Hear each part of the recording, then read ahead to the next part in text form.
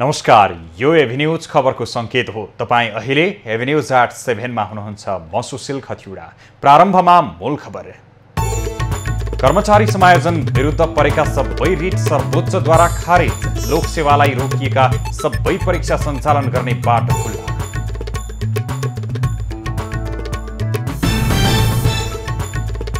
त्रिवीले 14 महिना अघि लिएको स्नातक पहिलो वर्षको परीक्षाफल अझै सार्वजनिक भएन। 2.5 लाख विद्यार्थीको भविष्य अन्योलमा।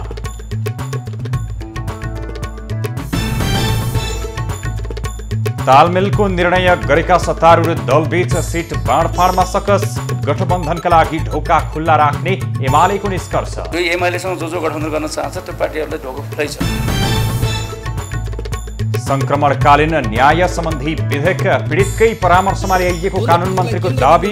विधेयकले पीडितलाई थप पीडा दिने विपक्षीको आरोप। मात्र पूर्ण हुँदैन। सरकारले प्रदेश र स्थानीय तहलाई निमछरो बनाउन खोजेको जनप्रतिनिधिहरूको आरोप। पर्याप्त बजेट र अधिकार दिन नचाहेको प्रदेश सरकार। कैलालीको बलचौरमा बस्दै आएका भूमिहीन वादी समुदायले पाए पहिलो पटक जग्गा धनी प्रमाण पूर्जा। जग्गा पाएको खुसियालीमा घर घरमा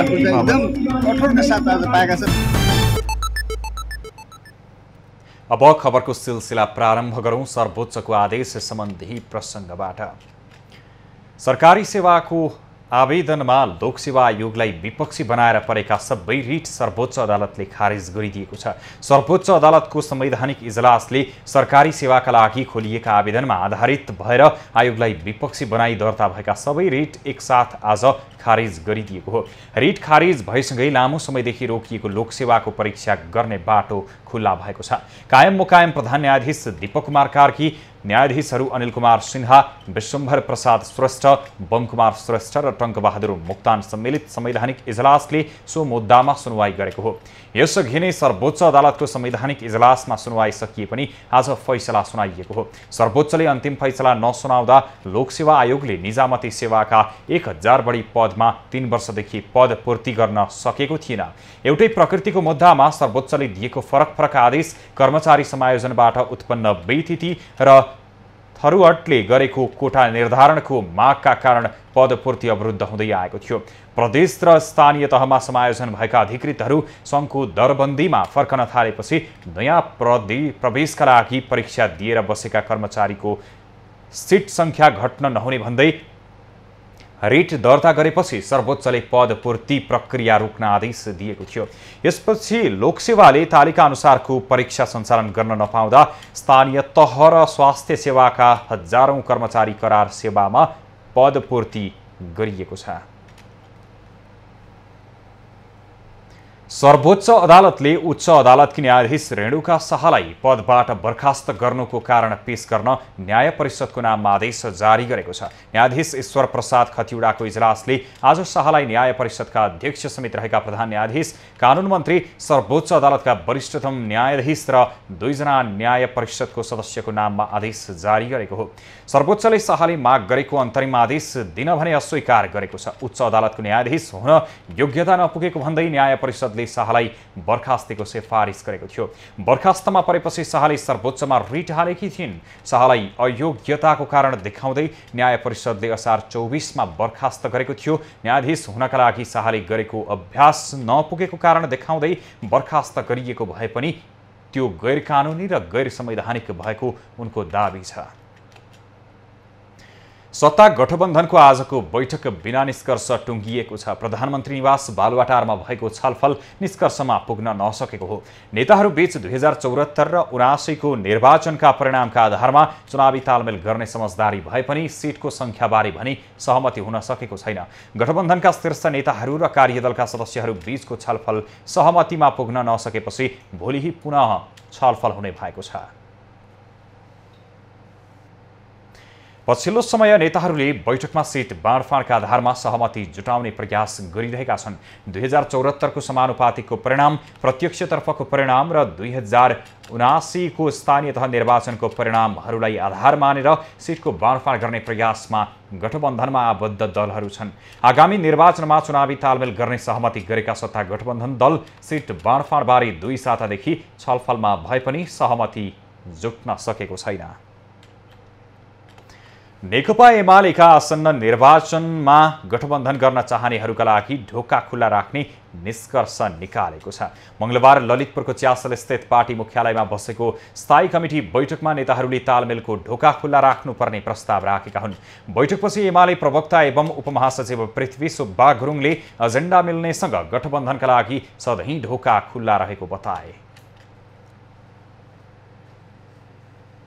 गठबन्धन चाहिँ तपाईँको गर्नै हुँदैन भनेर चाहिँ ढोका बन्द गरेर बसेको पार्टी एमाले होइन। यो एमालेसँग जो गठबन्धन गर्न चाहन्छ त्यो पार्टीहरूलाई ढोका खुल्लै छ होइन। हामी एक्लैले चाहिँ चुनाव जित्न सक्छौँ, चुनाव चाहिँ लड्नुपर्छ, सबै चाहिँ कुराको सामना गर्नुपर्छ, चुनौतीको सामना गर्नुपर्छ र चाहिँ सङ्घीय लोकतान्त्रिक गणतन्त्रलाई कार्यान्वयन गर्ने यो अभियानमा जो चाहिँ हामीसँग एजेन्डा मिल्छ नि उसँग आउने हो नि बलजबती चाहिँ हामीसँग मिल्न हो भनेर भनिराख्ने चाहिँ परिस्थिति हुँदैन भनेर भने। स्थायी समिति बैठकमा 6 प्रदेशका इन्चार्जहरूले वाम गठबन्धनको सम्भावना नरहेको भन्दै एक ढिक्का भएर चुनावको सामना गर्नुपर्ने बताएका छन्। अब कुनै पनि गठबन्धनको नाममा पार्टीभित्र फरक धारणा आउन नहुने उनीहरूको भनाइ छ। बैठकले केन्द्रीय सल्लाहकार परिषदमा 3 जनालाई मनोनयन गर्ने निर्णय पनि गरेको छ।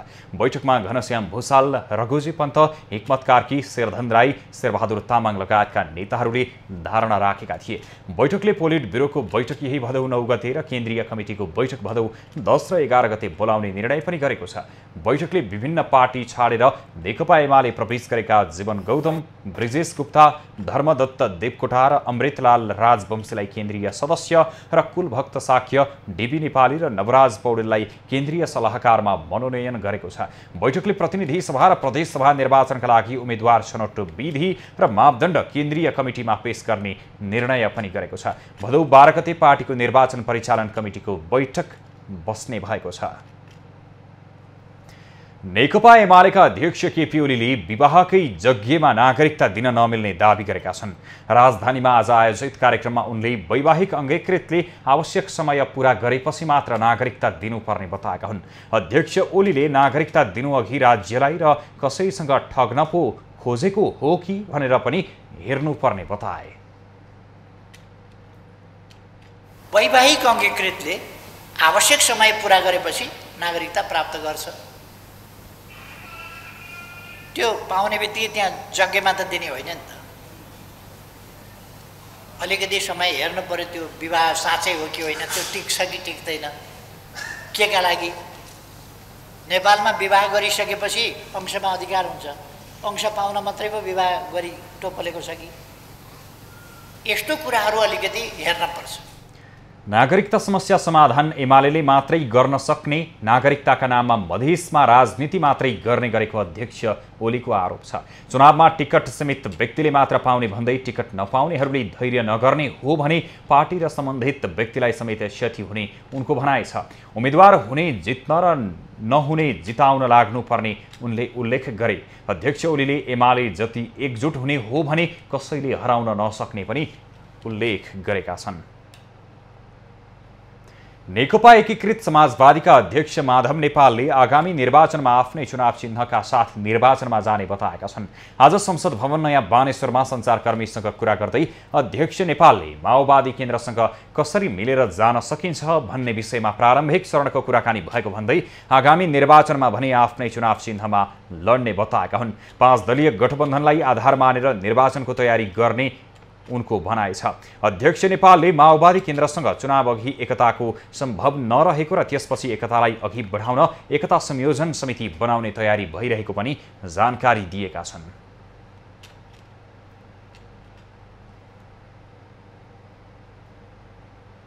अहिले नेकपा माओवादी केन्द्रसँग कसरी मिलेर जान सकिन्छ भन्ने बारेमा प्रारम्भिक चरणको हामीले कुराकानीहरू थालेका छौँ। अब एकताको कुरा चुनावभन्दा पहिले सम्भव छैन। आफ्नो आफ्नो पार्टी आफ्नो आफ्नो चुनाव चिन्हको आधारमा चुनाव लडिन्छ। त्यस्तै माओवादी केन्द्रका उपमहासचिव वर्षमान पुनले वाम शक्तिहरू एक ठाउँमा आउनुपर्ने भएकाले एउटै घोषणापत्रमा चुनाव लड्ने तयारीमा रहेको पनि बताए। उनले अहिले चुनावी तालमेल गर्ने दलहरूबीच भने साझा कार्यक्रम र समान धारणा बनाएर जनतामाझ जाने बताएका छन्। अहिले तात्कालिक गठबन्धन या तालमेल गर्ने शक्तिहरूसँग न्यूनतम साझा कार्यक्रम बनाउँछौँ। कांग्रेससँग हामी गठबन्धनमा छौँ, मतदाताको बीचमा जाँदा हामी किन सहकार्य गर्दैछौँ भन्ने विषय लिएर जान्छौँ। उपमहासचिव पुनले साझा कार्यक्रममा गठबन्धनले जनताका लागि गर्ने कामहरूको प्रतिबद्धता हुने जानकारी दिए। निर्वाचन आयोगले प्रत्येक निर्वाचनमा निर्वाचन सम्बन्धी आचार संहिता लागू गर्छ, तर आचार संहिता पालनामा राजनीतिक दलहरू गम्भीर भएको भने कहिल्यै देखिँदैन। विगतका निर्वाचनमा दलहरूले आचार संहिता उल्लङ्घन गरेर प्रचार प्रसार गरेका नजिरहरू धेरै छन्। आचार संहितामा चुनाव सम्बन्धी मापदण्ड तथा राजनीतिक दलहरूले प्रचार प्रसार गर्दा ध्यान दिनुपर्ने कुरा उल्लेख गरिन्छ।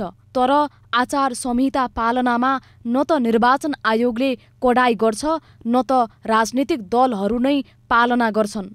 यद्यपि आचार संहिता पूर्ण रूपमा पालना गर्ने ओठे जवाफ भने दलहरूले दिन छाड्दैनन्।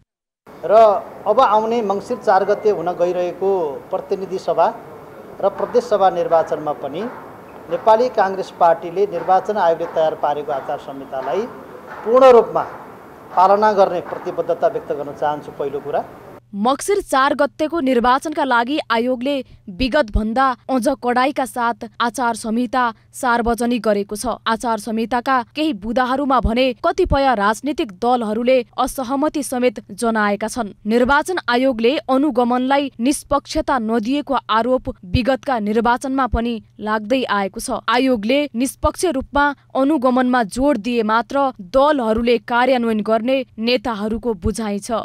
यसको कडाईका साथ पालना गर्नुपर्दछ र कडाईका साथ पालना गर्ने खालको कुरामा अनुगमन पनि हुनुपर्दछ र त्यो अनुगमन निष्पक्ष हुनुपर्छ। आचार संहिता उल्लङ्घन गर्ने राजनीतिक दललाई निर्वाचन आयोगले कारबाही गरेका उदाहरण विरलै छन्। अघिल्ला निर्वाचनमा देखिएका विकृति, विसङ्गति र बेथितिलाई हटाउने उद्देश्यले यसपटक फरक खाले आचार संहिता प्रस्ताव गरिएको आयोगको भनाइ छ। दलहरूले जिम्मेवारपूर्ण रूपमा पालना नगरे कडा कारबाही गर्ने चेतावनी आयोगको छ। राजनीतिक दल वा उम्मेदवारहरूले नै उल्लङ्घन गर्ने हो, त्यसो भए हुनाले उहाँहरूले यो विषयको जिम्मेवारी लिएर आफ्नो ढङ्गले सबैले आचार संहिता पालना गर्नका लागि माननीय प्रमुख आयुक्तज्यूले सबै राजनीतिक दलको ध्यानाकर्षण गराउनु। आयोगले खर्च घटाउने उद्देश्यले भन्दै यस पटकको निर्वाचनमा विगत भन्दा केही नयाँ र अझै कडाईका साथ आचार संहिता जारी गरेको छ। त्रिभुवन विश्वविद्यालय परीक्षा नियन्त्रण कार्यालयले 14 महिना अघि लिएको स्नातक प्रथम वर्ष पुरानो परीक्षाको परीक्षाफल अझै प्रकाशित गर्न सकेको छैन। शैक्षिक सत्र 2076 मा भर्ना भएर 2078 साउनमा पहिलो वर्षको परीक्षा दिएका ती विद्यार्थी हाल तेस्रो वर्षमा पढ्दैछन्, तर उनीहरूको पहिलो वर्षकै नतिजा आउन सकेको छैन। विशेष खबरको साथमा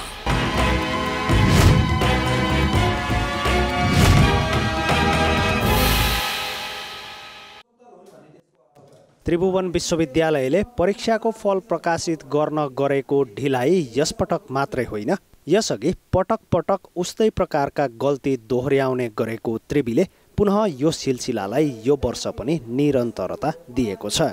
यसपटक शैक्षिक सत्र 2076 मा भर्ना भई 2078 साउनमा परीक्षा भएको 4 वर्षे स्नातक तह पहिलो वर्षको नतिजा अझै सार्वजनिक गरिएको छैन, जसले गर्दा लाखौं विद्यार्थीको भविष्य अन्योलमा परेको छ। त्रिभुवन विश्वविद्यालयमा चाहिँ परीक्षा पनि ढिलो लिन्छ अनि नतिजा पनि एकदमै ढिलो प्रकाशन गर्ने तरिकाले चाहिँ हाम्रो चाहिँ धेरै समय पनि बर्बाद भइरहेको छ। पढ्नको लागि त नतिजा पनि त टाइममा आउनु पर्यो, टाइमली एक्जाम टाइमली रिजल्ट हैन, त्यो मुख्य कुरा हो। अनि यसलाई चाहिँ अब नेपाल सरकारले, शिक्षा मन्त्रालयले विभिन्न चाहिँ शैक्षिक संस्थाहरूसँग समन्वय गरेर यो कुरालाई सल्टाउनुपर्छ भन्ने हो। विद्यार्थीले तेस्रो वर्षको अध्ययन गरिरहँदा पनि पहिलो वर्षको नतिजा त्रिवी प्रशासनले सार्वजनिक गर्न नसक्नु उसले विद्यार्थीको भविष्यमाथि गर्दै आएको लापरवाहीको चरम अवस्था इङ्गित गर्दछ। विश्वविद्यालयमा धेरै विषय पूर्व निर्धारित प्रणालीमा चल्न नसक्दा यसको असर विद्यार्थी एक्लैले खेप्नु परिरहेको शिक्षाविद बताउँछन्। अहिले अत्यन्त सजिलो किन छ भने प्रविधिले साथ दिएछ। यो प्रविधिलाई उपयोग गर्ने बित्तिकै अत्यन्त सजिलै गर्न सकिन्छ। त्यो उपाय गर्ने बित्तिकै काम नहुन्छ। त्रिवीले घर पाएक स्थानबाट परीक्षा दिन पाउने व्यवस्था गरे पनि परीक्षा दिएपछि उत्तर पुस्तिका व्यवस्थित गर्न नसक्दा परिणाम सार्वजनिक गर्न कठिनाई भएको हो। त्रिवी परीक्षा नियन्त्रण कार्यालयले प्राविधिक त्रुटि नहोस् भन्दै सूक्ष्म परीक्षण गरिएका कारणले समेत नतिजा प्रकाशनमा ढिलाइ भएको बताएको छ।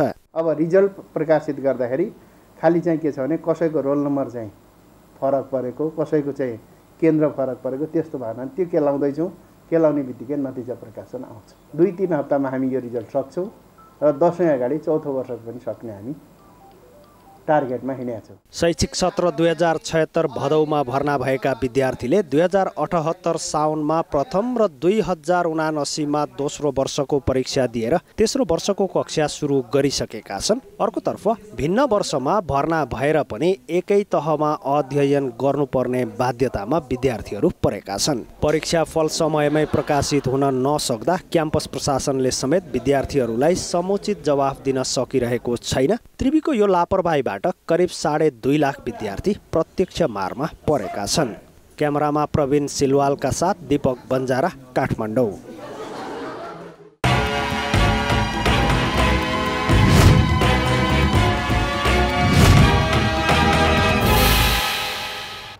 खबरको सिलसिला अझै जारी छ, हामीसँगै रहनुहोला। अब बाँकी खबर। नेपालमा थप 634 जनामा कोरोना संक्रमण पुष्टि भएको छ। देशभर गरिएको 2757 पीसीआर परीक्षणका क्रममा 343 जना र 2192 एन्टिजेन परीक्षणका क्रममा 291 जनामा कोरोना संक्रमण पुष्टि भएको हो। पछिल्लो 24 घण्टामा काठमाडौँ उपत्यकामा 251 जना संक्रमित थपिएका छन्। काठमाडौँमा 179, भक्तपुरमा 13 र ललितपुरमा 39 जना संक्रमित थपिएका हुन्। योसँगै काठमाडौँ उपत्यकामा सक्रिय संक्रमितको संख्या 2628 पुगेको छ। त्यस्तै थप 417 जना निको भएका छन्। हाल नेपालमा 4221 सक्रिय संक्रमित आइसोलेसनमा रहेको मन्त्रालयले जनाएको छ। तीमध्ये 4144 जना होम आइसोलेसनमा, 177 जना संस्थागत आइसोलेसनमा रहेका छन्। अस्पतालमा उपचाररत मध्ये 52 जना आइसियुमा र 3 जना भेन्टिलेटरमा रहेको स्वास्थ्य तथा जनसङ्ख्या मन्त्रालयले जनाएको छ। कोरोनाका कारण थप 1 जनाको मृत्यु भएको छ। त्यस्तै सो अवधिमा 16653 जनाले कोरोना विरुद्धको खोप लगाएका छन्। बेपत्ता पारिएका व्यक्तिको छानबिन सत्य निरूपण तथा मेलमिलाप आयोग तेस्रो संशोधन 2079 प्रतिनिधि सभामा टेबल गरिएको छ। आज बसेको बैठकमा कानुन, न्याय तथा संसदीय मामिला मन्त्री गोविन्द प्रसाद शर्मा कोइरालाले सो विधेयक टेबल गरेका हुन्। विधेयक प्रस्तुत गर्दै कानुन मन्त्री कोइरालाले माओवादीको सशस्त्र द्वन्द्वका क्रममा मारिएका परिवार र घाइतेलाई राहत प्रदान गर्नका साथै समाजमा मेलमिलाप कायम गर्न ल्याइएको विधेयकलाई सरकारले अघि बढाउन लागेको जानकारी दिएका हुन्। द्वन्द्व पीडित अधिकारकर्मी, नागरिक समाज तथा अन्तर्राष्ट्रिय समुदायबाट समेत नेपाल सरकारलाई विद्यमान ऐनमा संक्रमणकालीन न्यायका सिद्धान्त, अन्तर्राष्ट्रिय मानव अधिकार तथा मानवीय कानुनको सिद्धान्तको आधारमा द्वन्द्व पीडितलाई केन्द्रबिन्दुमा राखेर संशोधन गर्न महत्त्वपूर्ण सुझाव प्राप्त भएका छन्। मन्त्री कोइरालाले द्वन्द्व पीडितलाई प्राथमिकतामा राखेर कानुन बनाउन विभिन्न सुझावहरू प्राप्त भएकाले आवश्यक सुझावहरूलाई समावेश गरेर संशोधन गर्न विधेयक तयार गरिएको बताए। उनले संक्रमणकालीन न्यायलाई तार्किक निष्कर्षमा पुर्याउनका लागि विधेयकलाई सदनमा पेश गरिएको बताए। साथसाथै सशस्त्र द्वन्द्वलाई संविधानले समेत स्वीकार गरिसकेको पनि कानुन मन्त्री कोइरालाले बताए। त्यसअघि उक्त प्रस्ताव प्रस्तुत गर्न अनुमति माग्ने प्रस्तावमाथि प्रेम सुवालले गरेको विरोधको सूचनालाई बैठकले बहुमतले अस्वीकृत गरेको थियो। प्रतिनिधि सभाको अर्को बैठक भाद्र 13 गतेका लागि बोलाइएको छ। प्रमुख प्रतिपक्ष एमाले पार्टीको आन्तरिक छलफललाई कारण देखाउँदै एक साताका लागि संसद बैठक स्थगित गर्न आग्रह गरेको थियो। सोही अनुसार अर्को बैठक एक सातापछिका लागि बोलाइएको छ। नेकपा एमालेका नेता खगराज अधिकारीले शान्ति प्रक्रिया टुङ्ग्याउन सरकारले ल्याएको विधेयकमाथि एमालेको गम्भीर आपत्ति रहेको बताएका छन्। संसद भवन नयाँ बानेश्वरमा पत्रकारसँग कुरा गर्दै उनले पीडितहरूको पीडामाथि थप पीडा थप्ने गरी सरकारले विधेयक ल्याएको भन्दै असहमति राखेका हुन्। सांसद अधिकारीले द्वन्द्वकालीन अवस्थामा गिरफ्तार गरेपछि बलात्कार गर्ने, हत्या गर्ने, हतियारको प्रयोग गर्ने कुरा दुवै पक्षबाट भएकाले यसमा कसैलाई छुट दिन नहुने समेत उनले बताएका छन्। आज द्वन्द्वका घाउहरूमा पीडित भएका बेपत्ता भएकाहरूमाथि यो नुनचुक छर्ने गरी जुन चोचो मोचो मिलाएर काम गर्न खोजिएको छ यसका प्रति हाम्रो गम्भीर आपत्ति छ र द्वन्द्वरत पक्ष सबैले न्याय पाउनुपर्छ। नेता अधिकारीले द्वन्द्वरत दुवै पक्षले मानव अधिकारको गम्भीर उल्लङ्घन गरेका कुराहरू र विशेष अदालत बनाएर 6 महिनाभित्र महान्यायाधिवक्ताले सक्ने जस्ता कुराले पीडितहरूलाई थप पीडा दिने दावी गरे। त्यस्तै कांग्रेस सांसद डिला संग्रौलाले शान्ति प्रक्रियाका विषयमा कसैले आपत्ति जनाउनु नपर्ने बताएकी छिन्। असहमति होइन, यसमा केही संशोधनका प्रस्ताव पनि अस्ति संशोधन राख्न पनि त पाइन्छ नि त। त्यस पछाडि संशोधनमा जान सक्छ, छलफलमा जान सक्छ, त्यो कुरा उठाउन सकिन्छ। यो त एकदम ढिलो भइसक्यो नि त, आवश्यकता छ नि त। त्यस्तै माओवादी केन्द्रकी सचेतक रेखा शर्माले द्वन्द्वकालीन विषय राज्यको विषय भएकाले छिट्टै त्यसलाई टुङ्गोमा पुर्याउनु पर्ने धारणा राखे। अहिले आएर यो द्वन्द्वकालीन मुद्दाहरू जो अझ पहिल्यै टुङ्गिनु पर्थ्यो। धेरै नै हामी शान्ति 63 सालदेखि अहिलेसम्म यत्रो समय भइसक्यो होइन, यसै ढिला भएको छ। त्यसकारणले गर्दाखेरि छिटो टुङ्ग्याउने गरे यसका सबै प्रक्रियाहरू टुङ्गिए। एउटा यो द्वन्द्वकालीन मुद्दा मामिलाका विषयहरू जुन छन् ती कुराहरू टुङ्गिएका छैनन्। सचेतक शर्माले द्वन्द्वकालीन मुद्दा समयमा नै नटुङ्गिँदा शान्ति प्रक्रिया नै टुङ्गोमा पुग्न सकेन भन्ने सन्देशलाई अब अन्त्य गर्नुपर्ने बेला आएको उल्लेख गरिन्। मङ्गलबार नै सरकारले संसदमा बेपत्ता पारिएका व्यक्तिको छानबिन, सत्य निरूपण तथा मेलमिलाप आयोग तेस्रो संशोधन विधेयक प्रस्तुत गरेको छ।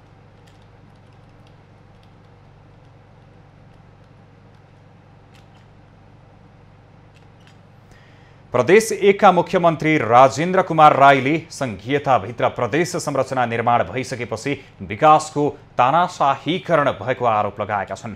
आज आयोजित संघीयता कार्यान्वयन सम्बन्धी अन्तर्क्रियामा उनले सङ्घको नेतृत्वले आफै अधिकार र बजेट मुछ्याएर प्रदेश सरकार र स्थानीय सरकारलाई निम्छरो बनाई आलोचना गरिरहेको बताएका हुन्।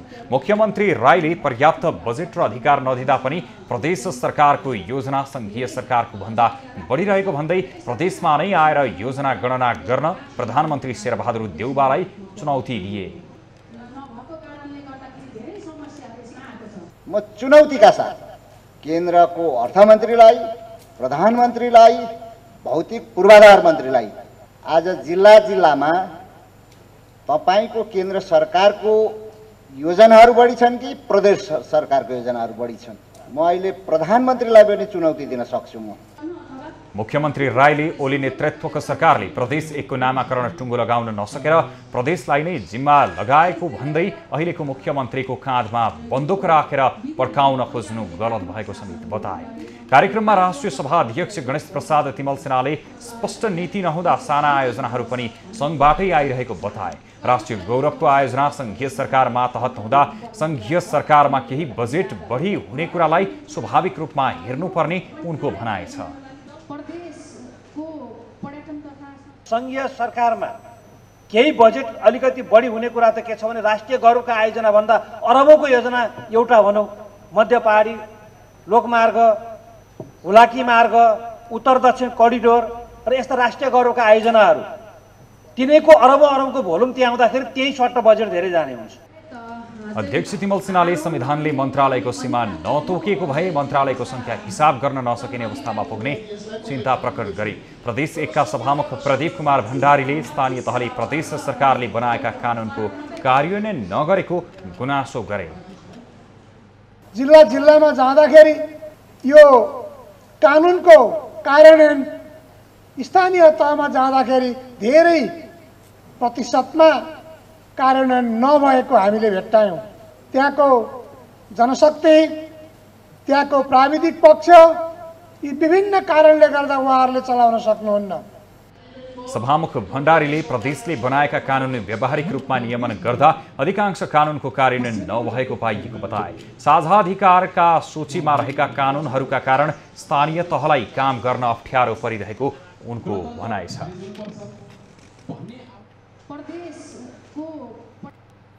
स्थानीय तहका जनप्रतिनिधिहरूले संघीय शासन प्रणालीलाई बलियो बनाउन संघीय शासन प्रणाली अनुसारकै दलीय संरचना हुनुपर्नेमा जोड दिएका छन्। संघीय कार्यान्वयन अध्ययन तथा अनुगमन संसदीय विशेष समितिले गरेको छलफलमा सहभागीहरूले संघीय शासन प्रणालीलाई बलियो बनाउन हरेक पार्टीमा दलीय सहअस्तित्व हुनुपर्ने बताएका हुन्। जनप्रतिनिधिहरूले स्थानीय तहले बनाएको कानुन संघ र प्रदेशले बेवास्ता गर्ने गरेको गुनासो समेत गरे।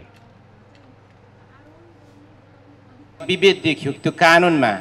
त्यही भएको हुनाले सङ्घ प्रदेश र चाहिँ यो स्थानीय कानुनहरूको अध्ययन नभएको हो कि यो अध्ययन के कति कस्ता कानुनहरू बनिएको छ र त्यो कानुनहरू कसरी कार्यान्वयन भइरहेको छ।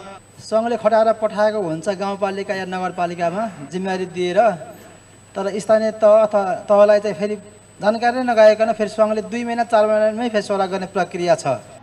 जनप्रतिनिधिहरूले कर्मचारी समायोजनमा संघीय हस्तक्षेप हुँदा स्थानीय सरकारलाई कठिनाई भइरहेको गुनासो गरेका छन्। सार्वजनिक खरिद नियमावली छिटो संशोधन गर्दा काम गर्न कठिनाई भएको पनि जनप्रतिनिधिको भनाइ छ।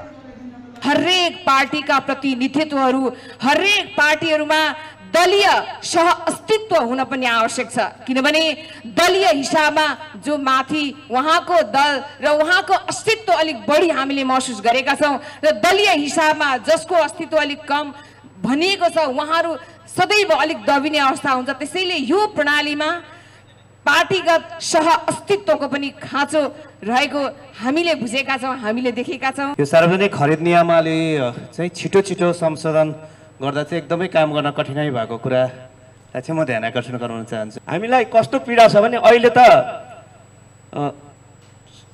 हाम्रो कोषै छैन। हामीले हल बनायौँ, अब भाडा लाउनु पर्यो भने त्यसको जति पनि उठेको कोषको पैसा त्यो पैसा चाहिँ सङ्घीय कोषमा जान्छ, अनि त्यसको बिजुली पानी अन्य सञ्चालन गर्न पनि पाउँदैन। यो हाम्रो अहिलेको पीडा हो।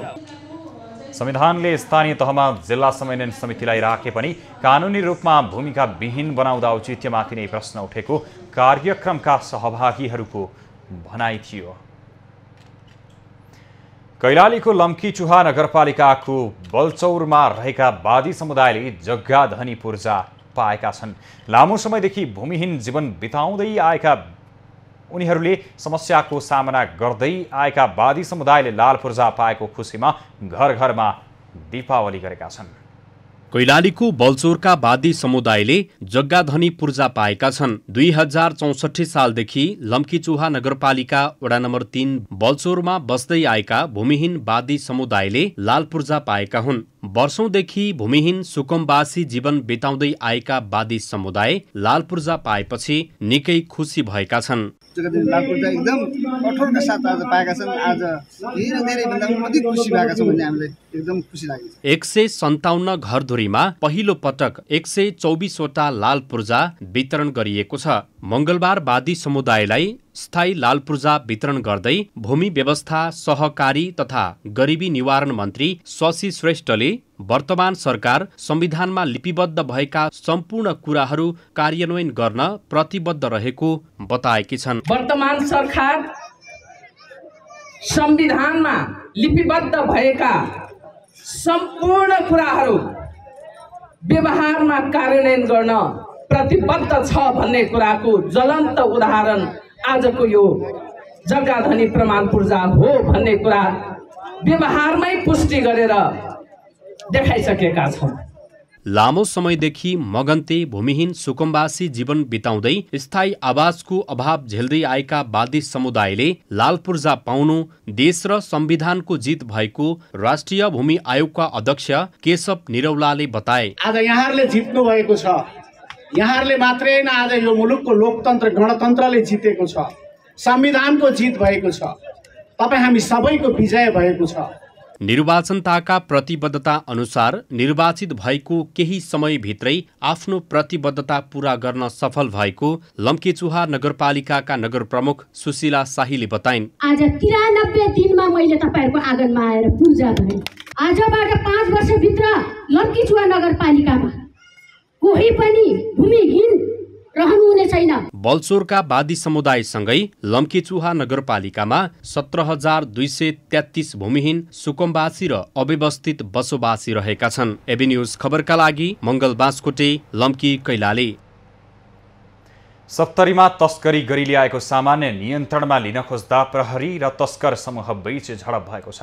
लान बिहुल गाउँपालिका 4 बेलहीमा भारतबाट ल्याएको सामान प्रहरीले नियन्त्रणमा लिन खोजेपछि झडप भएको हो।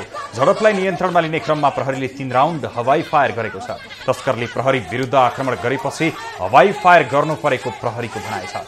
तस्करहरूले गरेको ढुङ्गा प्रहारबाट 3 जना प्रहरी पनि घाइते भएका छन्। भारतबाट सामान तस्करी गरेर ल्याएर राखिएको घरमा प्रहरीले खानतलासी गर्न खोज्दा तस्करले अवरोध गरेपछि प्रहरीले बल प्रयोग गरेको हो। बल प्रयोग गरेर सामान नियन्त्रणमा लिएर प्रहरीले छानबिन अघि बढाएको छ। दाङमा एउटा टिप्परमा एका बिहानै भएको आगजनी बिमाको लोपका कारण भएको तथ्य प्रारम्भिक अनुसन्धानबाट खुलेको छ। घोराही लमही सडक खण्ड अन्तर्गत कुइरेपानी जंगलमा रा 1 ख 1694 नम्बरको टिप्परमा नियत बस आगजनी गरेको पाइएको हो। घोराही 18 का गाडी धनी 41 वर्षीय धनेश्वर भण्डारीको निर्देशनमा चालक अरुण चौधरी र सहचालक 26 वर्षीय आकाश चौधरी मिलेर आगो लगाएको प्रहरीले जनाएको हो।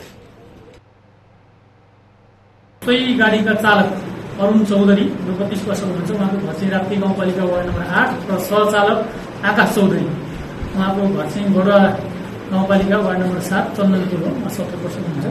उहाँहरूलाई अलिकति हामीलाई शङ्का लगाएर सोधपुछ गर्दै जाने क्रममा चाहिँ उहाँहरूकै मिलोमतोमा आफैले त्यही गाडीमा भएको डिजेल निकालेर गाडीको कम्पार्टमेन्टमा चाहिँ त्यो झुम्रो आगो लगाएर त्यसपछि गाडीमा आगो लगाएको खुल्न आएको छ। उनीहरू तीनैजनालाई प्रहरीले नियन्त्रणमा लिएको छ। पक्राउ परेकाहरूलाई मुलुकी अपराध संहिता 2074 बमोजिम कारबाही हुने जिल्ला प्रहरी कार्यालय दाङले जानकारी दिएको छ। सरकारले उच्च स्तरीय तलब सुविधा आयोग गठन गर्ने निर्णय गरेको छ। मन्त्री परिषदका निर्णय सार्वजनिक गर्न आज सिंहदरबारमा आयोजित पत्रकार सम्मेलनमा सरकारका प्रवक्ता ज्ञानेन्द्र बहादुर कार्कीले पूर्व मुख्य सचिव लीलामणि पौडेलको संयोजकत्वमा उच्च स्तरीय तलब सुविधा आयोग गठन गर्ने निर्णय भएको बताए। देशको आर्थिक अवस्था र खर्चको वहन गर्न सक्ने क्षमता समेतका आधारमा राष्ट्र सेवक कर्मचारी र श्रमिकहरूको न्यूनतम तलब भत्ता पारिश्रमिक एवं सुविधा पुनर्अवलोकन गरी सरकारलाई सिफारिस गर्न आयोग गठन गरिएको उनले बताए।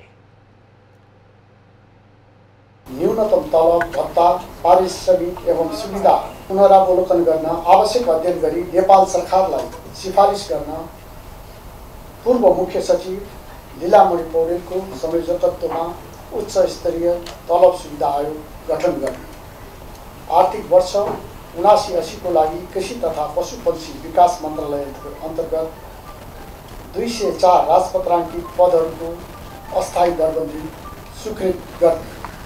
बैठकले विमानस्थलमा मात्र ट्रान्जिट हुने बाहेक विदेशी नागरिकलाई नेपालबाट तेस्रो मुलुकमा जान प्रस्थान अनुमति नदिने यसअघिको निर्णय खारेज गर्ने निर्णय गरेको छ।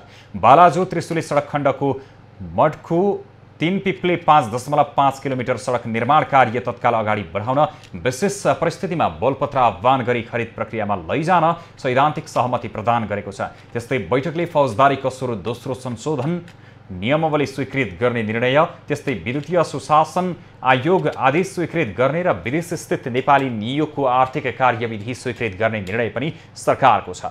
बैठकले सहसचिव नारायण प्रसाद शर्मा दुवाडीलाई राजपत्राङ्कित विशिष्ट श्रेणीमा बढुवा गरी पदस्थापन गर्ने निर्णय गरेको छ।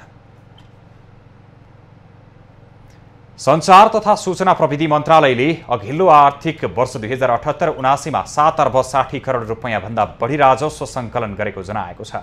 सञ्चार तथा सूचना प्रविधि मन्त्री ज्ञानेन्द्र बहादुर कार्कीले मन्त्रालय र सम्बद्ध निकायहरूबाट आर्थिक वर्ष 2078-79 मा सम्पादन भएका प्रमुख उपलब्धिहरूको सार्वजनिक गर्दै 7 अर्ब 60 करोड 72,53,000 रुपैयाँ सङ्कलन गरेको जानकारी दिएका हुन्। खबरको सिलसिला अझै जारी छ, हामीसँगै रहनुहोला। अब पालो हेभी न्यूज एट स्पोर्ट्सको।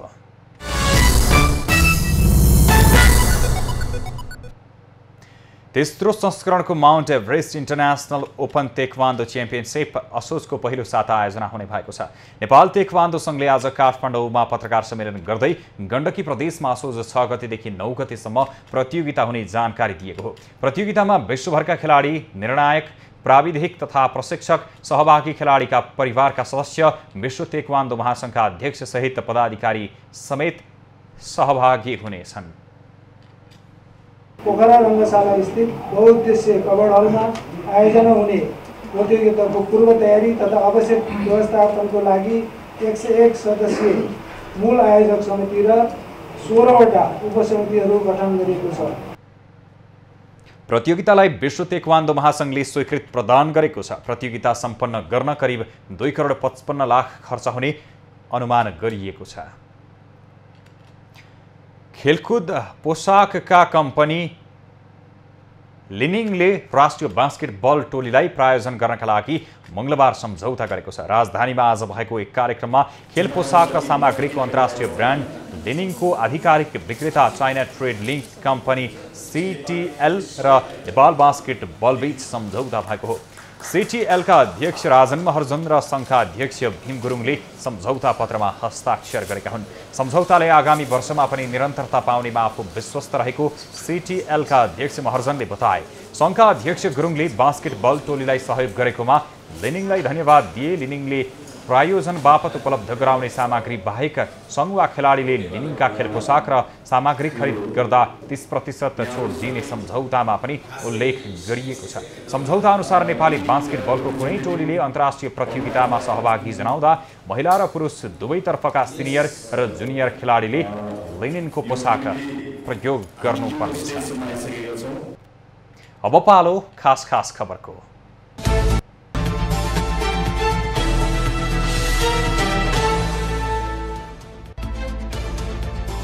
सरकारी सेवाको आवेदनमा लोकसेवा आयोगलाई विपक्षी बनाएर परेको सबै रिट सर्वोच्च अदालतले खारिज गरिदिएको छ।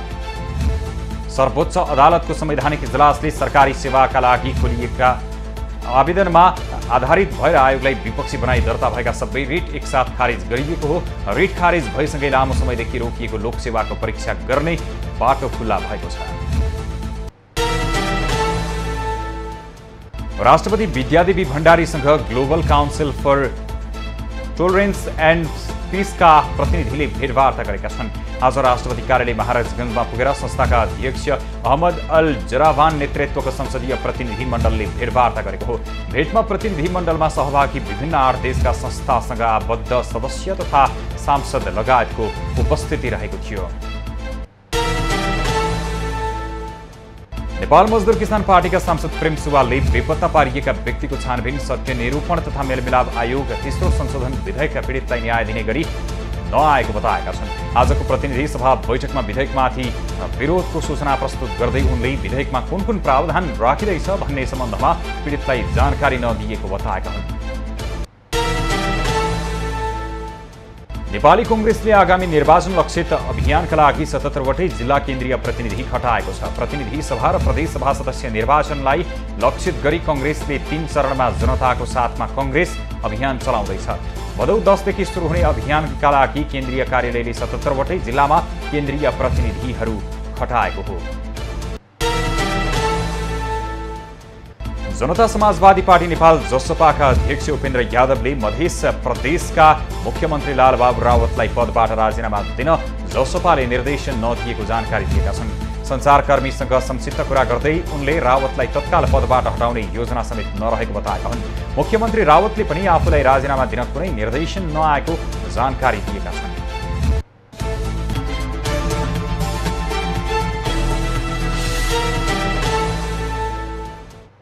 अब पालो हेभी न्यूज एट मौसमको।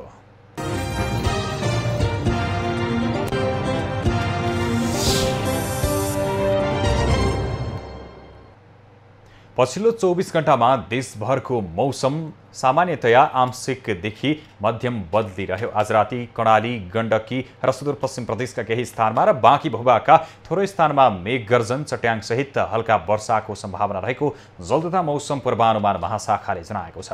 काठमाडौँ उपत्यकाको आजको अधिकतम तापक्रम 30 डिग्री सेल्सियस र न्यूनतम तापक्रम 21 डिग्री सेल्सियस मापन गरियो। आज देशभरको मौसम कस्तो रह्यो त हेरौँ देशका विभिन्न स्थानको मौसमी अवस्था।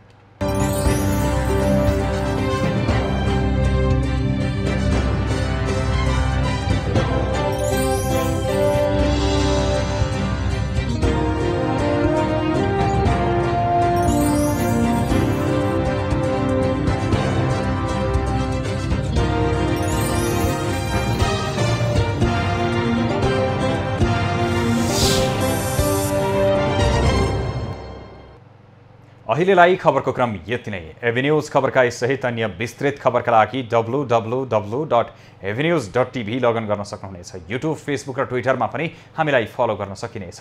खबरभित्रको खबरका लागि हेर्दै रहनुहोला एभेन्यूज खबर। नमस्कार।